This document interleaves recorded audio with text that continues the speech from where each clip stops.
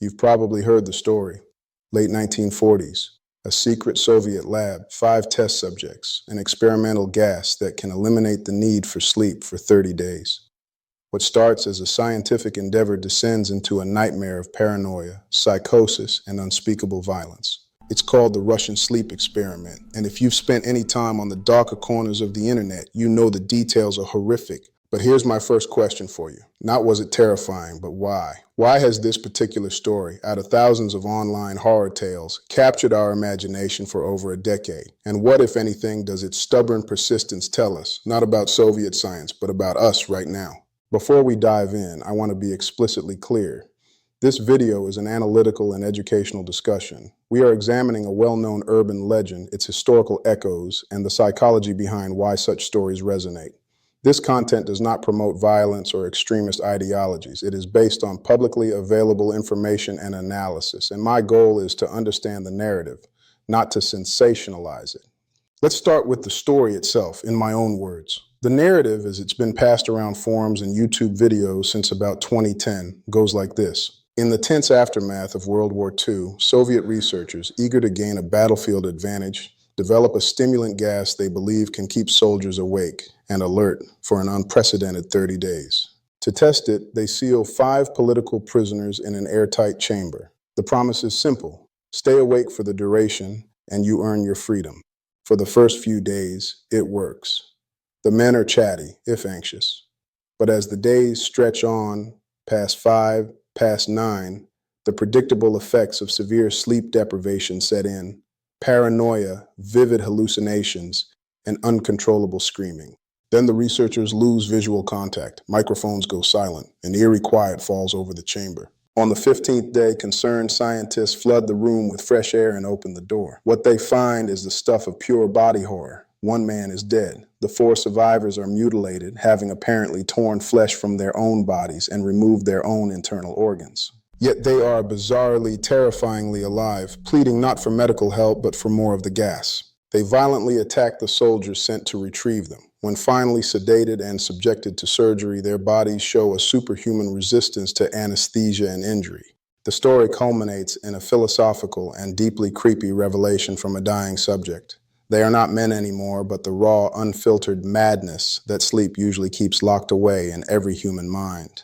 It's a powerfully disturbing piece of fiction, and it is fiction. The origins are traceable not to a declassified KGB archive, but to a user named Orange Soda on a website called the Creepypasta Wiki on August 10, 2010. The very term creepypasta comes from copypasta, internet slang for text that is copied and pasted across forums. Its birthplace is the internet's collective ID, not a Soviet lab. The debunking is straightforward. The science is impossible. No known substance can prevent sleep for that long without causing death.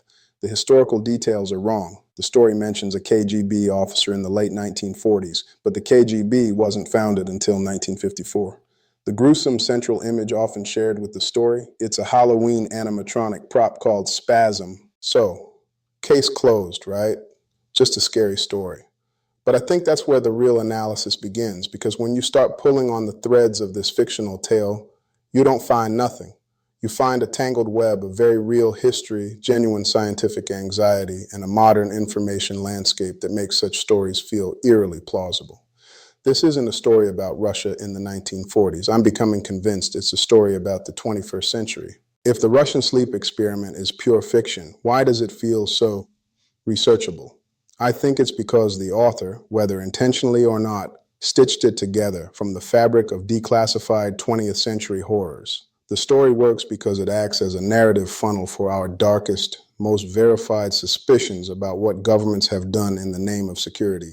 Let's talk about the real-world parallels. The most direct is the obsession with sleep deprivation itself. The story gets one thing psychologically right. Prolonged sleep loss is a form of torture. It breaks the mind. But the real pioneers of this research weren't shadowy Soviets in this context. They were late 19th century scientists like Marie de Ménessen, who in the 1890s conducted sleep deprivation experiments on puppies, finding that a complete lack of sleep was fatal within days, with severe damage to the brain. This early, brutal science established sleep as a non-negotiable biological imperative, a fact that the creepypasta grotesquely inverts. But the bigger, darker shadow cast over this story is that of Cold War mind control programs. And here, the historical record is not speculative, it's documented. While the Russian sleep experiment is fake, the American MKUltra program was devastatingly real. Initiated by the CIA in 1953, MKUltra was a vast, unethical project that sought to find techniques for mind control and behavior modification. Its methods read like a blueprint for the creepypasta's aesthetic, dosing unwitting subjects with LSD and other psychoactive drugs, often in safe houses run by agents posing as artists or Johns, using sensory deprivation, hypnosis, and electroshock therapy in an attempt to break and reprogram individuals. The program involved top universities, hospitals, and its victims were often citizens, patients, prisoners, people struggling with addiction, who had no idea they were part of a CIA experiment. The goal, much like the fictional Soviet goal, was to create a tactical advantage. The perfect assassin, the unbreakable agent, a tool for special interrogations. The legacy of MKUltra is a matter of public record, with documents available through the National Security Archive. It was a real-life horror story where the monsters wore lab coats and had government funding. And when we read about the fictional Soviet gas chamber, part of our brain isn't just imagining, it's remembering. It's recalling the true stories of men like Frank Olson, the U.S. Army chemist who died under suspicious circumstances days after being secretly dosed with LSD by his CIA colleagues. So the first layer of the story's power is this. It's a myth that wears the clothes of history. It transplants the very real, documented atrocities of Cold War behavioral science, primarily American ones in this case, into a classic, otherized enemy setting. It externalizes a guilt we might feel about our own history. We're not afraid of the story because it's plausible Soviet science. We're afraid because it echoes the verifiable excesses of our own. This brings me to the second, and I think more profound layer, the story's central theme of brainwashing. The test subjects aren't just insane. They're addicted to the gas, pleading for it. They embody a complete loss of autonomy. This taps into a deep Cold War-era anxiety that has evolved into a modern preoccupation. The concept of brainwashing entered the Western lexicon in the 1950s, popularized by journalist Edward Hunter to describe what he claimed the Chinese communists were doing to prisoners. It was the ultimate fear, not just losing a war, but losing your mind, your will, your very self to a hostile ideology. This fear fueled decades of pop culture, from The Manchurian Candidate to A Clockwork Orange. But here's my critical pivot. The creepypasta, written in the internet age, isn't really about 1950s brainwashing. It's about the 21st century information environment. Think about it. The subjects are sealed in a chamber, bombarded by a constant, invisible agent, the gas, that radically alters their perception and makes them hostile to the outside world. They beg to stay in their controlled reality. Doesn't that sound less like a Cold War interrogation and more like the modern anxieties over social media algorithms, echo chambers, and conspiracy theory rabbit holes? This is where the analysis gets really interesting for me. The story has spawned a whole subgenre of related online myths. You might have seen claims circulating recently that in the 1960s, the KGB found that bombarding subjects with nonstop fear messages for 2 months could completely brainwash them. Snopes has rated this claim unproven. There's no credible evidence for this specific experiment and noted its spread as a classic example of copy-pasta. But it spreads because it feels true in an era of information overload and fear-based media. The fictional KGB experiment and the fictional sleep experiment are siblings. They are simple viral narratives that provide a satisfying, if frightening, explanation for a complex modern feeling. The sensation that our minds are being manipulated by forces we can't see or control. The gas is a perfect metaphor for the algorithmically tailored stream of content that keeps us engaged, angry, or afraid.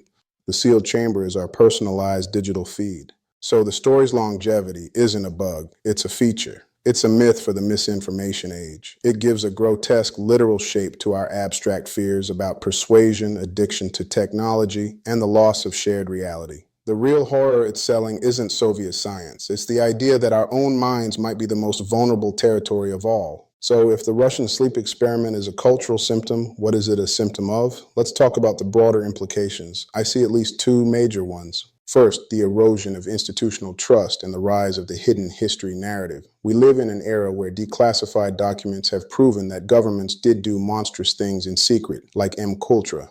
This has a paradoxical effect. It validates healthy skepticism, but also fuels a bottomless suspicion. If that was true, what else is?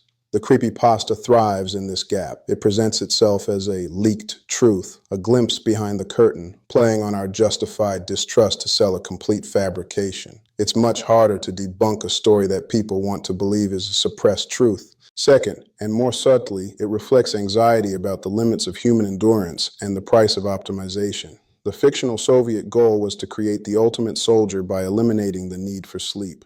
Today, we're obsessed with biohacking, productivity, and squeezing maximum performance from our bodies and minds. The story is a gothic, extreme parable about that pursuit. It asks, what is the ultimate cost of trying to transcend our biological limits? The answer it gives is your humanity. In a culture that often prizes relentless output, the tale serves as a subconscious warning. This is also where I have to address a potential counter-argument. Some might say, it's just a scary story for entertainment. You're reading way too much into it. And on one level, that's fair. People share it to get a thrill. But I push back on that. In the digital age, narratives are a form of social and political capital.